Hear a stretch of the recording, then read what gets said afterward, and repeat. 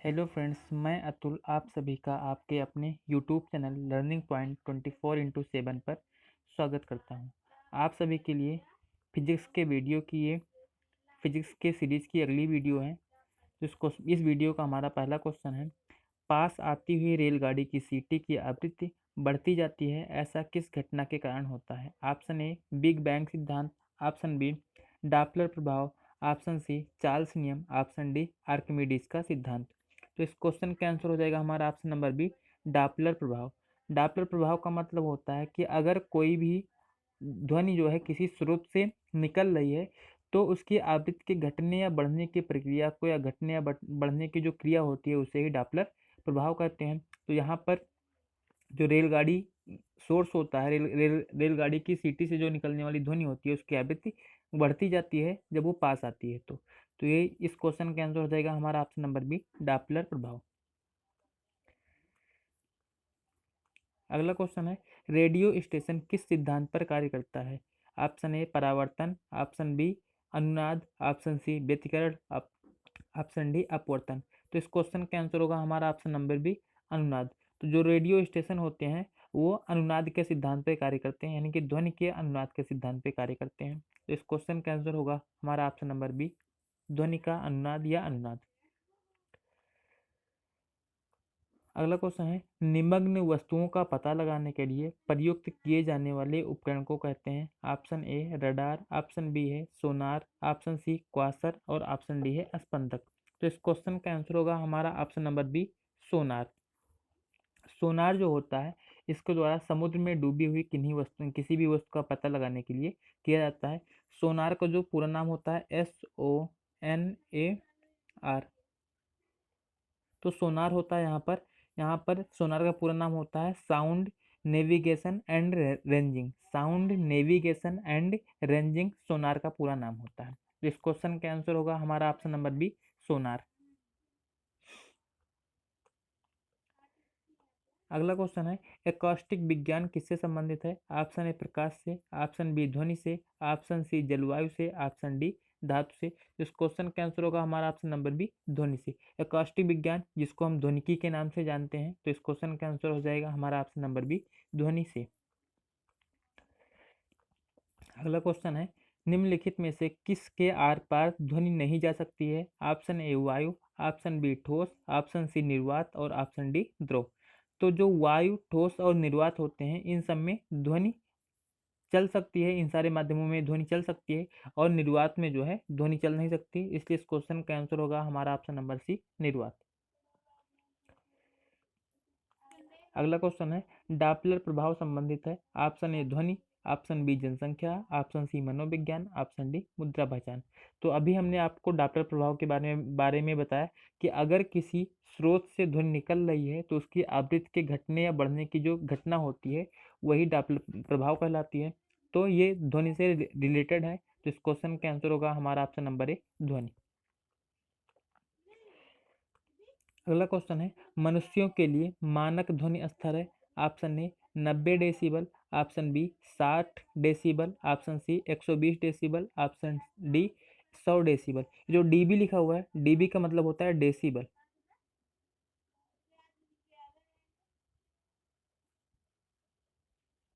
जो कि ध्वनि को मापने की इकाई है। जो डीबी लिखा हुआ है इसका मतलब होता है डेसिबल, जो कि हमारी ध्वनि को मापने की इकाई होती है। तो यहाँ पर मनुष्यों के लिए जो मानक ध्वनि स्तर होता है ये 60 डेसिबल होता है। तो 60 डेसिबल यानी कि ऑप्शन नंबर बी हमारा करेक्ट आंसर हो जाएगा यहाँ पर।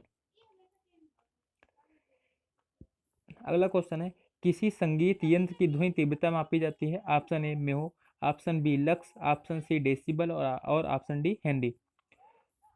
तो इस क्वेश्चन का आंसर होगा हमारा ऑप्शन नंबर सी, डेसिबल। जब भी आपको ध्वनि तीव्रता मापने की बात की जाए तो ध्वनि तीव्रता जो है डेसिबल में ही मापी जाती है, चाहे वो शोर की हो या किसी यंत्र के द्वारा निकलने वाली ध्वनि हो या किसी भी प्रकार की ध्वनि की तीव्रता हो। तो इस क्वेश्चन का आंसर होगा हमारा ऑप्शन नंबर सी, डेसिबल। अगला क्वेश्चन है, ध्वनि तरंगों की प्रकृति होती है? ऑप्शन ए अनुप्रस्थ, ऑप्शन बी अनुदैर्ध्य, ऑप्शन सी अप्रगामी, ऑप्शन डी विद्युत चुंबकीय। तो इस क्वेश्चन का आंसर होगा हमारा ऑप्शन नंबर ए, अनुप्रस्थ। ध्वनि तरंगों की जो प्रकृति होती है वो अनुप्रस्थ होती है, यानी कि ध्वनि तरंगे अनुप्रस्थ तरंगे होती हैं। अगला क्वेश्चन हो जाएगा हमारा, स्टेथोस्कोप ध्वनि के किस सिद्धांत पे कार्य करता है? ऑप्शन ए परावर्तन, ऑप्शन बी अपवर्तन, ऑप्शन सी विवर्तन, ऑप्शन डी ध्रुवण। तो यहाँ पर जो स्टेथोस्कोप ध्वनि के परावर्तन के सिद्धांत पे कार्य करता है, यानी कि यहाँ पर हो जाएगा हमारा ऑप्शन नंबर ए परावर्तन, जिसको आप देखते हो कि जो डॉक्टर्स लोग यूज करते हैं उसको जो है, मतलब अगर मान लो किसी भी, अगर मान लो ब्लड, वो जो हार्ट बीट होती है उसको सुनने के लिए या हृदय की ध्वनियों को सुनने के लिए जिस यंत्र का प्रयोग करते हैं वही हमारा स्टेथोस्कोप होता है और वो ध्वनि के परावर्तन के सिद्धांत पे कार्य करता है। अगला क्वेश्चन हमारा, सोनार अधिकांशतः प्रयोग में लाया जाता है? ऑप्शन ए अंतरिक्ष यात्रियों द्वारा, ऑप्शन बी डॉक्टरों द्वारा, ऑप्शन सी इंजीनियरों द्वारा और ऑप्शन डी नौ संचालकों द्वारा। तो इस क्वेश्चन के आंसर होगा हमारा ऑप्शन नंबर डी नौ संचालकों द्वारा। अभी हमने पीछे आपको बताया कि जो सोनार होता है इसके द्वारा जल में किसी डूबी किसी भी वस्तु का पता लगाया जाता है, और सोनार का वहाँ पर हमने पूरा नाम भी आपको बताया, sound navigation and ranging sonar का पूरा नाम होता है। अगला क्वेश्चन हमारा, यदि सितार और बांसुरी पर एक ही स्वर बजाया जाए तो उनसे उत्पन्न ध्वनि का भेद निम्नलिखित में से किसके आधार पर किया जा सकता है? ऑप्शन ए है तारत्व, प्रबलता और गुणता, ऑप्शन बी है केवल तारत्व और प्रबलता, ऑप्शन सी है केवल ध्वनि प्रबलता और ऑप्शन डी है केवल ध्वनि गुणता।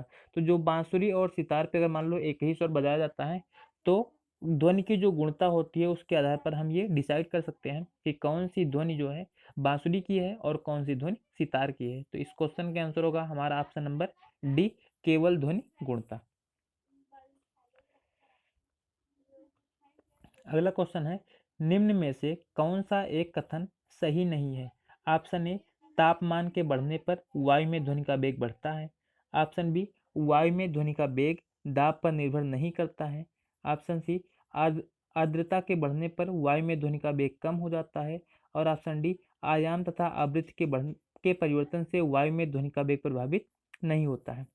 तो इन सब में जो है हमसे पूछा गया कि कौन सा कथन सही नहीं है, तो तापमान के बढ़ने से वायु में ध्वनि का वेग बढ़ता है, ये हमारा सही है, क्योंकि जब जैसे जैसे तापमान बढ़ता है वैसे वैसे ध्वनि का वेग बढ़ता जाता है, और वायु में ध्वनि का वेग दाब पर निर्भर नहीं करता, ये भी बिल्कुल सही बात है, क्योंकि दाब से ध्वनि के वेग का कोई रिलेशन नहीं होता है, और आर्द्रता के बढ़ने पर वायु में ध्वनि का वेग कम हो जाता है, तो ये हमारा गलत हो जाता है, क्योंकि जैसे आर्द्रता बढ़ती है तो वायु में ध्वनि का वेग भी बढ़ता जाता है। इसी कारण हम देखते हैं कि रात में या मॉर्निंग के टाइम हमें जो ध्वनि होती है वो ज़्यादा दूर तक सुनाई पड़ती है, क्योंकि वायुमंडल में आर्द्रता होती है। ऑप्शन डी है आयाम तथा आवृत्ति के परिवर्तन से वायु में ध्वनि का वेग प्रभावित नहीं होता है, यानी कि यहाँ पर ये वाला भी हमारा सही है कि इससे जो है उसमें कोई परिवर्तन नहीं होता है। तो इस क्वेश्चन का आंसर होगा हमारा ऑप्शन नंबर सी, आर्द्रता के बढ़ने से वायु में ध्वनि का वेग कम हो जाता है, ये हमारा गलत है, क्योंकि आर्द्रता के बढ़ने से वायु में ध्वनि का वेग जो है कम नहीं होता जबकि बढ़ जाता है। अगला क्वेश्चन हमारा, निम्न में से किसके द्वारा सबसे अधिक ध्वनि प्रदूषण होता है? ऑप्शन ए मोटर गाड़ी, option B railway engine, option C pop music और ऑप्शन डी हवाई जहाज की उड़ान भरना। तो हवाई जहाज के उड़ान भरने से सबसे अधिक मात्रा में ध्वनि प्रदूषण होता है, तो इस क्वेश्चन का आंसर होगा हमारा ऑप्शन नंबर डी हवाई जहाज की उड़ान भरना। अगला क्वेश्चन है, मेघ गर्जना सुनने पर व्यक्ति अपना मुंह खोलता है जिससे कि ऑप्शन ए डर को दूर कर सके, ऑप्शन बी दोनों कानों के कर्ण पटल पर वायु के दाब को बराबर करने के लिए, ऑप्शन सी अधिक ध्वनि प्राप्त कर सके, और ऑप्शन डी मुंह से वायु बाहर निकालने के लिए। तो इस क्वेश्चन का आंसर होगा हमारा ऑप्शन नंबर बी दोनों कानों के कर्ण पटल पर वायु के दाब को बराबर करने के लिए। अगर मान लो मेघ गर्जना होती है तो उस टाइम पर कोई भी व्यक्ति अपना मुंह खोल लेता है, तो इस क्वेश्चन का आंसर होगा हमारा ऑप्शन नंबर बी। अगला क्वेश्चन है, निम्नलिखित में से किस एक में ध्वनि की चाल सबसे अधिक होती है? ऑप्शन ए 0 डिग्री सेल्सियस पर वायु में, ऑप्शन बी 100 डिग्री सेल्सियस पर वायु में, ऑप्शन सी जल में और ऑप्शन डी लकड़ी में। तो आपको बताया गया है कि ठोसों में जो है जो ध्वनि की चाल होती है वो सर्वाधिक होती है, तो यहाँ पर ठोस है लकड़ी, तो लकड़ी यहाँ पर हमारा आंसर हो जाएगा कि लकड़ी में ध्वनि की चाल सर्वाधिक होगी।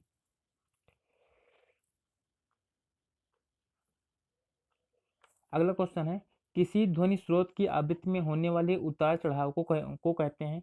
ऑप्शन ए रमन प्रभाव, ऑप्शन बी डैपलर प्रभाव, ऑप्शन सी क्रैम्पटन प्रभाव और ऑप्शन डी प्रकाश विद्युत प्रभाव।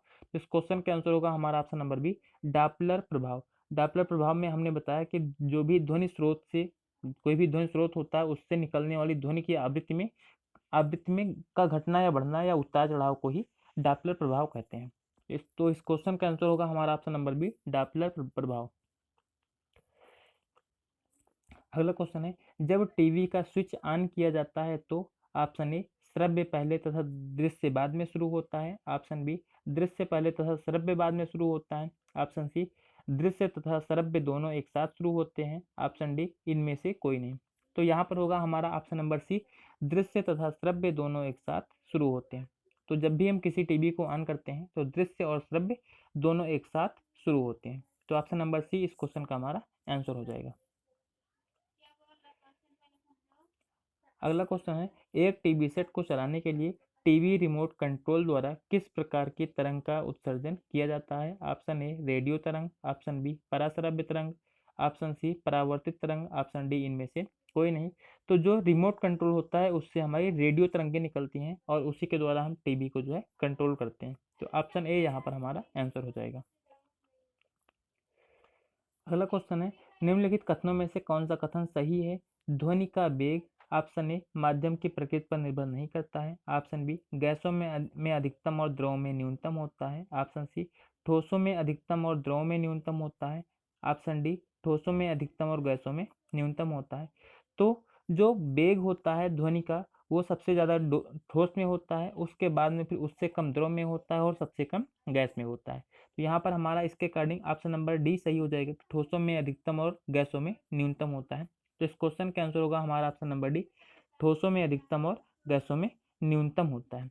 तो जो ध्वनि का क्रम होता है ये सबसे ज़्यादा होता है सॉलिड में सबसे ज़्यादा होता है ध्वनि का वेग, उसके बाद में फिर जो है लिक्विड में होता है और इससे सबसे कम जो होता है हमारा गैस में होता है। तो यहाँ पर सॉलिड में सबसे ज़्यादा, लिक्विड में उससे कम और गैस में उससे कम होता है। तो इस क्वेश्चन का आंसर होगा हमारा ऑप्शन नंबर डी ठोसों में अधिकतम और गैसों में न्यूनतम होता है।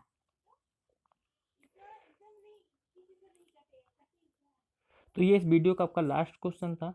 और तो आप वीडियो को ज़्यादा से ज़्यादा देखिए, अपने दोस्तों के साथ में शेयर कीजिए और चैनल को सब्सक्राइब कीजिए।